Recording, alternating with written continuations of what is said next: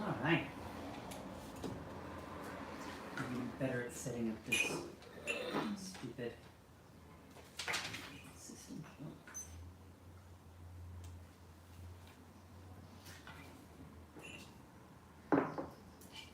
So we have a new plant. Yay. Today.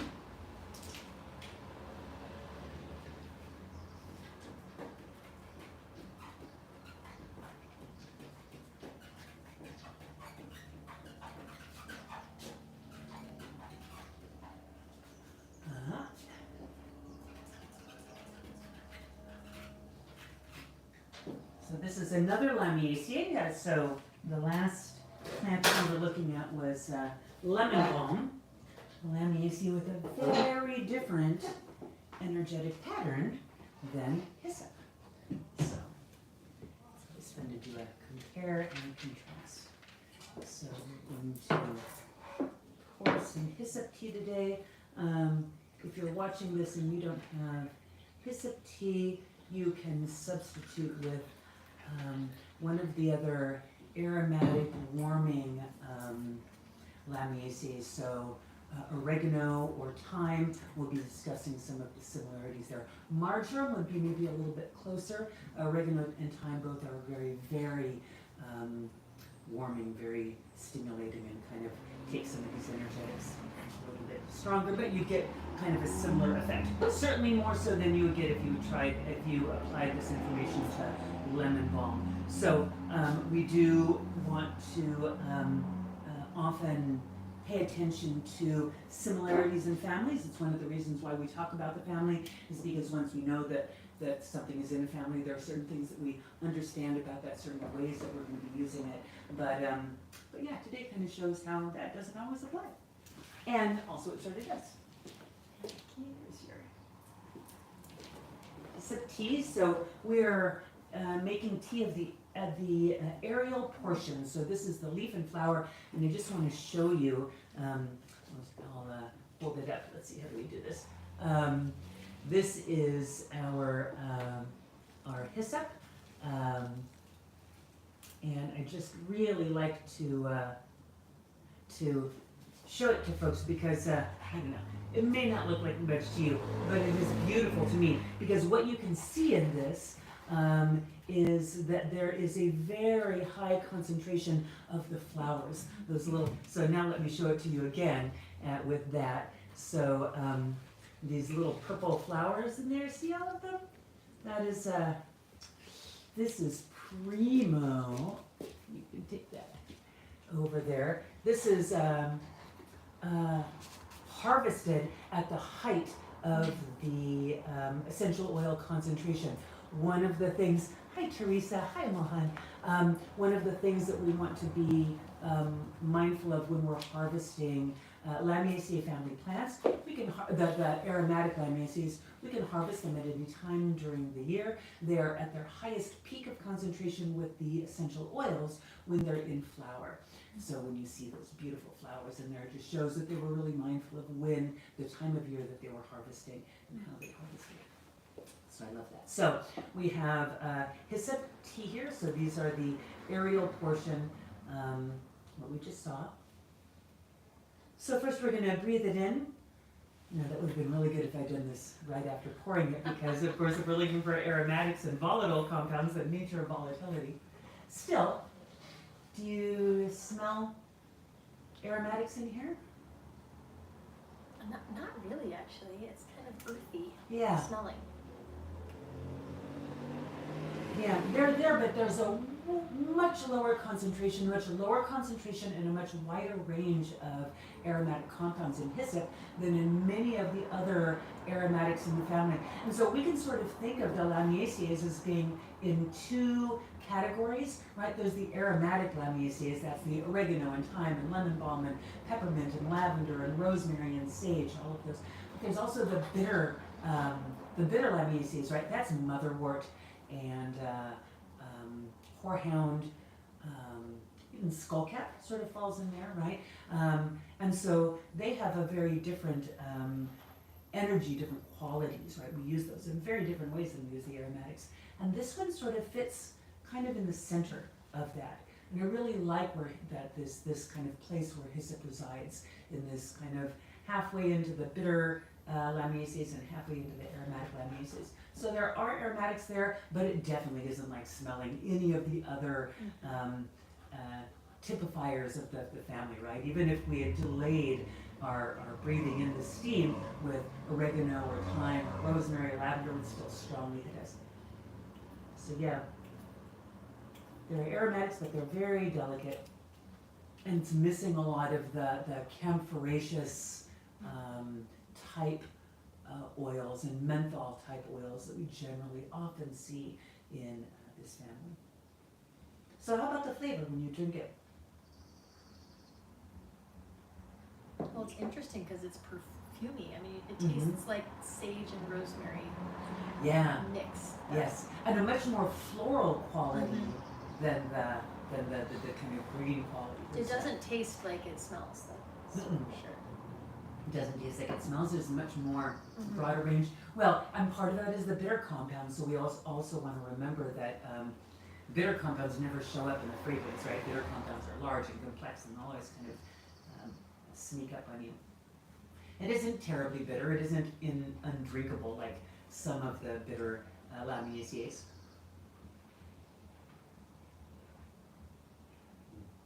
This also didn't steep for very long before we got there, but there is a little bit of a tingling, a numbness on the tongue, where I feel movement of those aromatics. I'm going to top you off and then pay attention to that. Does it have any sour at all, or is that the aromatic? There are a lot of polyphenols. So let's start to talk about some of the chemistry we've been feeling. We have some volatile oils, and then we also have polyphenols. So there's a lot of phenolic compounds, polyphenols. These are the class of the flavonoids and the organic acids. A lot of the very strong anti-inflammatory, tissue stabilizing, antioxidant qualities come from the polyphenols in this plant. So they have an astringent, sour, bitter kind of taste and feel to them. So if you're feeling kind of a little bit of that, could be certainly some of that there. These are the primary constituents of interest in the plant, are the phenolic compounds and these volatile compounds. Together they provide a lot of the chemistry. There's some other compounds, high isophen, but they generally don't provide a lot of the therapeutics. So the volatile compounds, much more present there with the new pore, right? And we can feel a little bit of the larger kind of spicier compounds also feeling a little bit of that numbness and tingling. Similar to oregano and thyme, even though we don't have a lot of the strong aromatics of there, we can still feel that kind of tingling quality. And that tingling quality denotes a warming effect from the plant, right? So this is a plant, it doesn't have the kind of cooling menthol type energy of some of the mints. This is definitely more of a warming mint. So not quite as warming as oregano and thyme in that light, but it is definitely a warming plant. So this is moving energy, it's warming and moving and breaking up. Are you feeling it anywhere as it kind of travels into your system?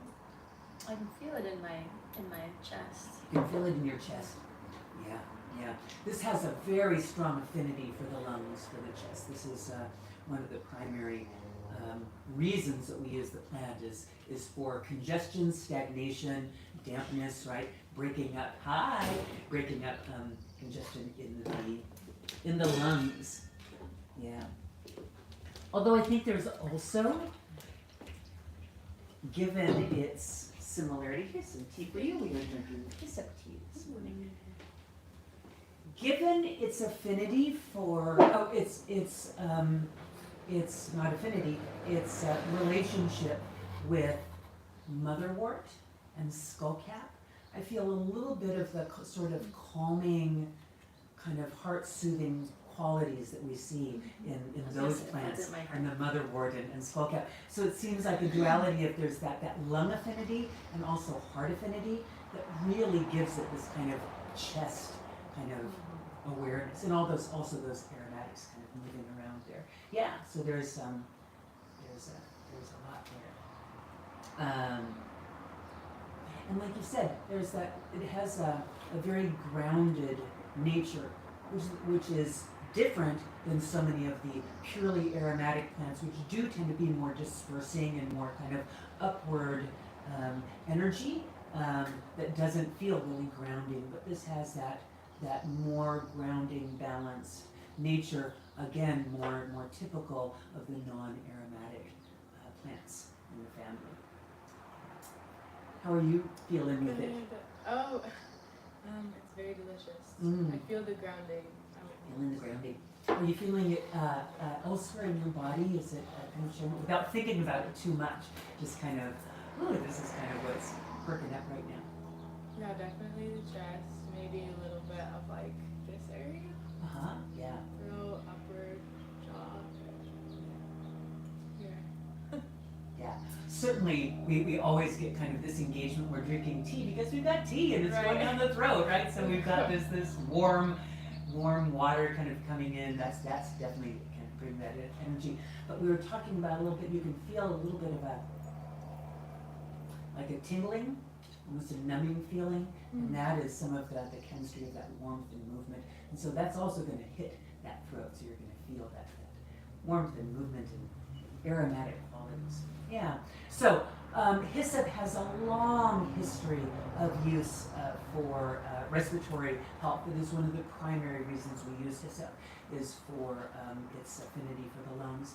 And in this way, it is very similar to, again, the oregano, thyme type plants. And I have some oregano here because I don't have hyssop growing, and I wanted to show some of the qualities here. I'll hand this over so y'all can have a Lamiaceae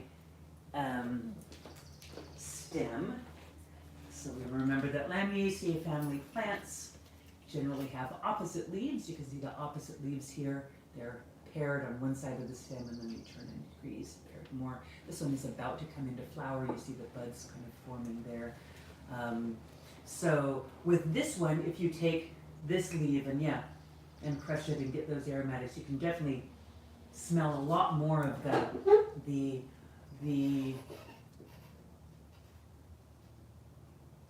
thymol and carvacrol, which are the two primary compounds that are found in thyme and oregano. These are the primary aromatics that are found there and give it their very distinct, very warming and spicy compounds. Those are not found in hyssop, but there's so much complex chemistry of aromatics that we don't need those compounds for it to still have therapeutic effects. It is important though because so many people do like to use things like oregano and thyme specifically for those compounds, for the carvacrol and the thymol, as being very strong antimicrobial compounds, being strong being strong antimicrobial compounds. And that's one of the reasons why I wanted to bring hyssop kind of into a conversation today, because there's so much focus on oregano specifically. Thyme also, but oregano specifically, largely because of the marketing of oregano oil. It just gets so heavily marketed these days. And so many people are taking things like oregano oil with the idea that, because this is what's told to them in the TikTok videos, that taking an oil of this compound, taking those chemical compounds into the body is going to be strengthening the immune system, making the immune system stronger so that we're able to fight pathogens more effectively. And that's not the way that the immune system works, and we kind of want to point out this mindset whenever we see it, because we see it a lot. And that is the mindset that, and we've kind of discussed this a lot in classes, but I want to drive this home into people's heads because it's so important. The mindset that says that killing something equals health, right? That in order to be healthy, in order for our bodies to be strong and healthy and resilient, we have to kill all the pathogens that are around us. This is a mindset that comes from the evolution of the human race, where so much of the history of humanity, pathogens, infectious diseases were the primary causes of death for most of our time on this planet. So it's understandable that humans would be likely to have that. But that is no longer the common cause for disease. It is much more commonly due to chronic inflammation, due to stress.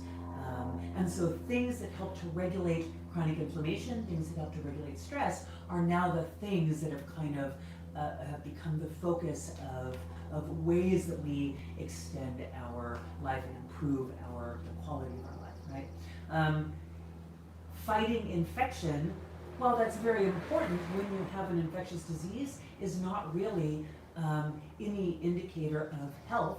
And in fact, one of the problems with that is that when you're taking something like oregano essential oil into your body every day, taking that thymol and carvacrol, yes, those are very strong antimicrobial agents, but when you're taking antimicrobial agents into your body to fight infectious diseases, whatever infectious agents are around, you're actually stepping in for your immune system. Instead of strengthening your immune system, you are protecting your immune system from having to engage with a pathogen, which is ultimately weakening to the immune system. Your immune system can't learn and grow about this new unusual pathogen without engaging with it. And so oregano oil ultimately decreases immune functionality. It also is a very strong antimicrobial agent, and we are a being made of thousands of microorganisms, and that complexity of organic beings on our body is one of the hallmarks of health. We understand that with digestion. We should understand that with the whole body, that the microbiome of the body is incredibly complex and worth protection. So yes, we need to kill things when they're out of balance, but when we're taking things that are strongly antimicrobial, we can initiate out of balance ourselves in our effort to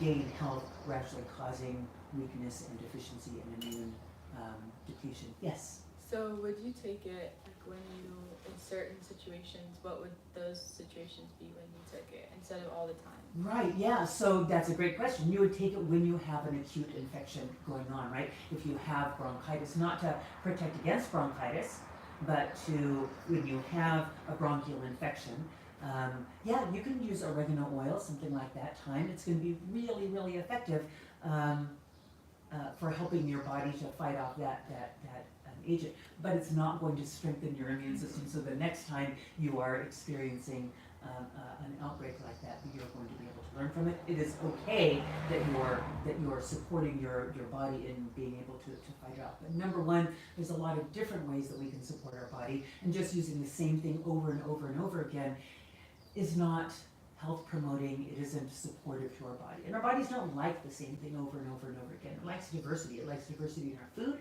and it likes diversity in our plants. It just likes diversity. And so using oregano as one of the things is great, and using garlic as one of the things is great, and using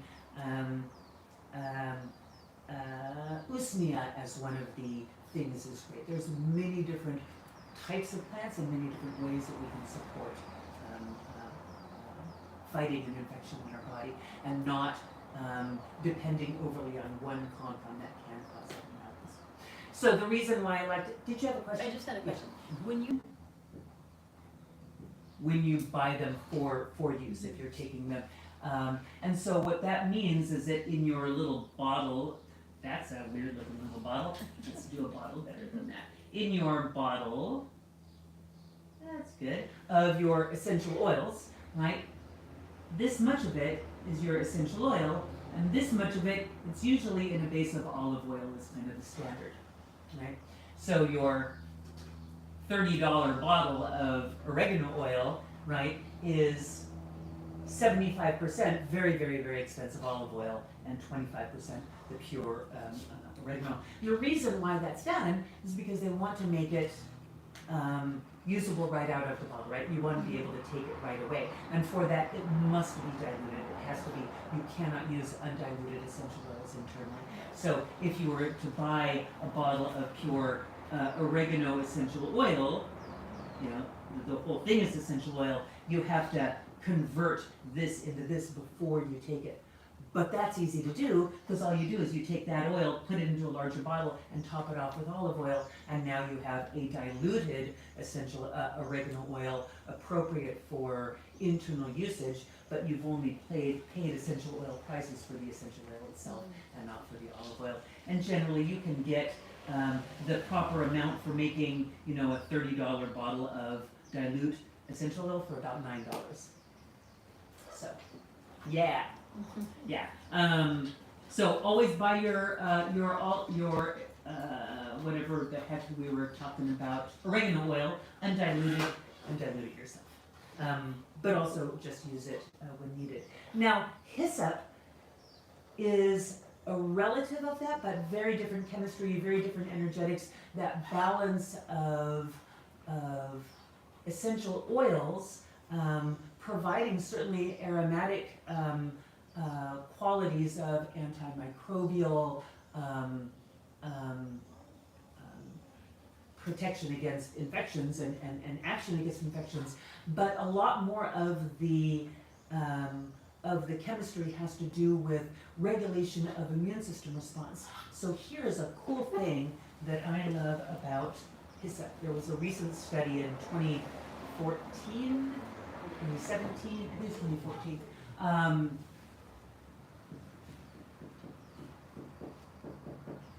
That looked at certain types of T cells, so T helper cells. So these T helper cells, there's Th1 and Th2 are specific helper cells.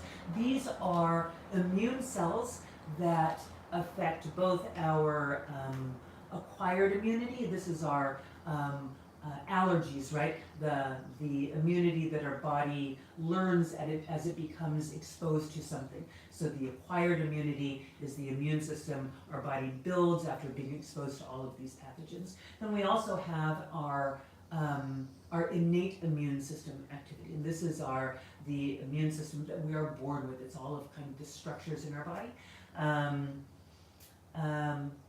And so this balance of immune activity affects how we respond to triggers in the world. And balancing these two types of immune cells is really important and beneficial for not creating overactive or underactive immune systems, particularly in autoimmune disorders. In autoimmunity in particular, this is really, really helpful, regulating this. And since autoimmunity and hyperimmune conditions like allergies and asthma.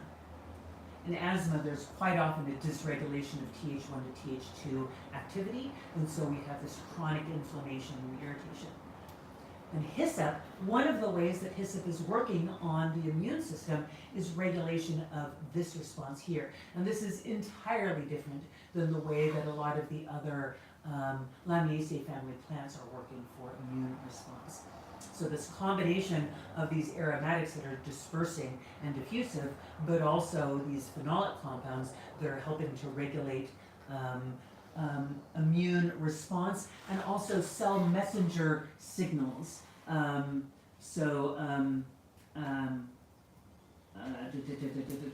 Compounds called cytokines.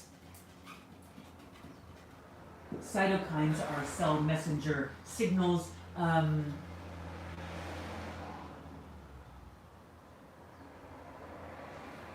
Histamine. Histamine is an example of a cytokine, right? It's a chemical created by a cell to send up kind of a flare. It's a hey, come over here and help out, right? It's a way of messaging other cells to come in and work. So cytokine response is regulated by the use of Hyssop.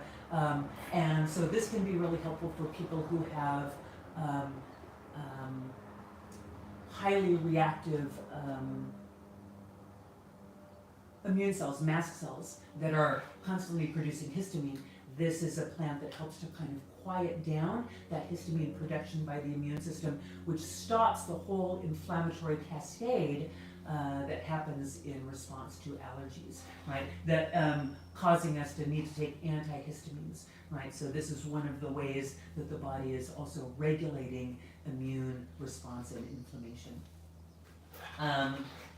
It's mildly antiviral also, but the antiviral properties are against the herpes family of viruses, which we talked about with lemon balm also. This would be another plant that you could combine with lemon balm if you were working with herpes plants. Yes, and then the aromatic compounds are very good for breaking up congestion and stagnation. So now one of the ways that these aromatics work, and that one of the things also that makes Hyssop so beneficial, is it is a very strong diaphoretic, like lemon balm. So we talked about this with lemon balm. Diaphoresis is sweating. A diaphoretic is a plant that induces sweating, increases the movement of heat from the core of the body to the periphery of the body, moving heat outward. And so it's very, very good for treatment of fevers, right? When you have a fever kind of held in the body and you're needing to release some of that discomfort, opening up the exterior and letting heat move outward is one of the ways that herbalists treat fevers, instead of just dropping down the fevers with taking something like ibuprofen. And hyssop is one of the plants that we use for that. So diaphoretics, you drink a strong cup of diaphoretic tea and bundle up, and you will start sweating. And that sweating helps the body in detoxification. It opens up the pores, it cools down heat in the body. What it also does is it moves fluids in the lungs. And so diaphoretics, we think about them with the skin, but we should also think about them with the lungs, secondarily a little bit with the kidneys, but really for the lungs, because they're increasing fluid production in the lungs. And so this makes hyssop really good for two types of lung congestion patterns, which are generally considered to be opposite, but hyssop is good for both of them. So in a pattern where there is dryness in the lungs, right? You had congestion, but maybe that was a long time ago, and now you have just kind of dried up mucus, sticky, tenacious, thick. It's baked in there, right? Thick, chunky stick, baked in their mucus. And what you need to do is you need to soften that mucus. You need to bring more healthy mucus into those tissues to thin that and improve expectoration. So expectorant, plants are expectorant when they increase healthy production of mucus in the lungs and help to move congestion out of there. We have different types of congestion that can be in the lungs, right? So we have this dried up, hot, inflamed, dry, sticky, tenacious mucus. And then we also have abundant, clear or white, abundant damp mucus, right? This is where there's just too much mucus being produced and it's just a wet and cold condition. The other is a dry and hot condition where there may have been mucus being produced, but that was just baked off a long time ago. And generally we would think of treating these as two very different conditions, or we would treat them in very different ways using very different herbs. We'd use warming and drying herbs on the cold, damp lung condition, and we would use the cooling and moistening herbs on the hot, dry lung condition. But hyssop is really good at both of those because it has the aromatics for breaking up and moving stagnation, but it is also diaphoretic and it's moving extra moisture into the lungs. And so it's really, really great for regulating fluid, for regulating mucus production in the lungs. And when taken over a period of time, it's going to be strengthening and improving immune system function and lung function. So it's a lung tonic instead of just kind of stepping in and relieving symptomology, but not really doing anything for improving the health and the function of the lungs. Is it considered an adaptogen? It's not an adaptogen, but it is a trophorestorative. So we would consider this to be a lung trophorestorative, where an adaptogen would have a whole body non-systemic effect. This effect is really quite specific to the lungs. So yes, a trophorestorative, something that feeds and nourishes and builds the health of a system, improves that system. Hyssop combined with mullein is like the perfect lung tonic, right? Especially since mullein does tend to be a little bit more damp and cooling, and so it isn't always appropriate for some extremely damp conditions. Hyssop kind of corrects the potential overly dampened qualities of mullein. And what about for the allergies? Would you combine it with like goldenrod? Exactly. For allergies, you'd want something that would be more of a mucous membrane astringent, right? So helping to kind of tighten those up. Or the So asthma. goldenrod would be great. Goldenrod would be good for asthma too, but goldenrod just has such a great affinity for the upper respiratory tract. So hyssop and goldenrod. You could also combine it with nettles, with elderflower, right? Those would also be really, really great for that area. With eyebright, if eyebright was being used much these days, it isn't. It's over harvested, and so we're leaving eyebright alone. But if you wanted to make something, so there still is quite a lot of discussion around eyebright as such an effective allergy plant. In older literature, where they didn't realize that the problems that we were going to be having later on with eyebright accessibility. So if you wanted to make an eyebright alternative, using hyssop and a little bit of goldenrod and a little bit of like elderflower would be great combination for that. Let's see, but hyssop and mullein, especially with a little bit of licorice. So for asthma specifically, one of my favorite combinations, I like mullein and thyme. And mullein, thyme, and licorice is really great, but mullein and thyme and licorice and hyssop together as a long-term lung tonic for people with asthma. What I like to do is I like to make that as a tincture, and then I'll keep that around. And for people, if they have an inhaler that they're using and they're wanting to kind of reduce inhaler usage, if they're just using it ad lib. As an herbalist, I just want to be super clear about this. I never tell anyone to stop taking a medication that their doctor has given them. It's not my place to do as an herbalist. But if they are self-medicating, then this is something that they can do. They can kind of check in on. If they often have asthma attacks, they're often reaching for their inhaler. They can, as they're reaching for their inhaler, they can take a tincture like that and take a couple of dropperfuls of it. And quite often, that is enough to kind of delay or stop an asthmatic attack right then, which means that they're delaying having to use that inhaler. And because those herbs are strengthening to the lungs, they're also strengthening their lungs. And what happens over time with this formula, I've seen over and over, is people who have like inhalers everywhere, and they have them in their pocket and their purse and their car and their kitchen and the living room, and they just always have them because they're always reaching for them. Automatically, you just kind of stop reaching for them, and all of a sudden you find that you don't have one in your car anymore because you took it out and it's not there, and it just kind of organically decreases to a much lower usage level. Sure, they're still going to be using their inhaler, depending on the person. That can be life-saving to have around, but decreasing the use of medicines like that can be really, really helpful for people in helping to reduce some side effects and reducing their reliance on them. So that tincture blend is a really, really nice combination to use. And then if you take it and you still feel like, nope, I still need support, you've got your inhaler right there, you can go ahead and take the inhaler. You still got the dosage of the herbs that are strengthening the lungs, and you also got an inhaler. That's fine. So that's a really great way of kind of conceptualizing how to take something like that. Let's see. Hyssop is also a really good cardiac and circulatory tonic because of the phenolic compounds, the polyphenols. These are very, very strong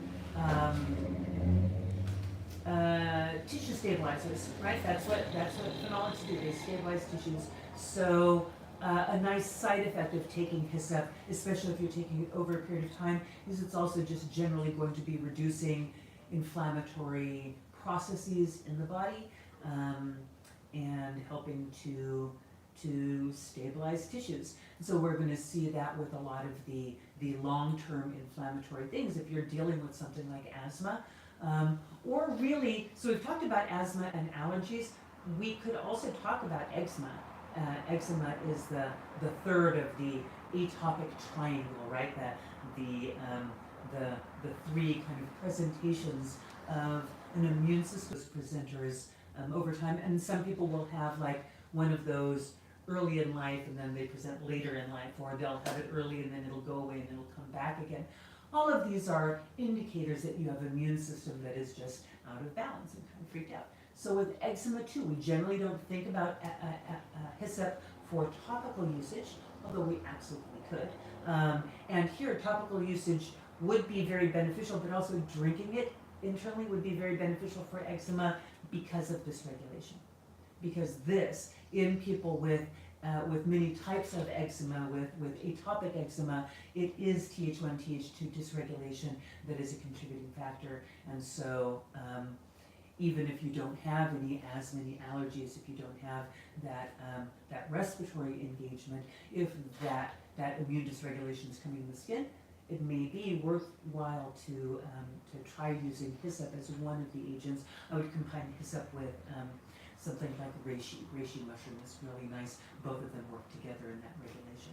See how that would respond, and then also maybe using other things that also would stabilize tissues topically.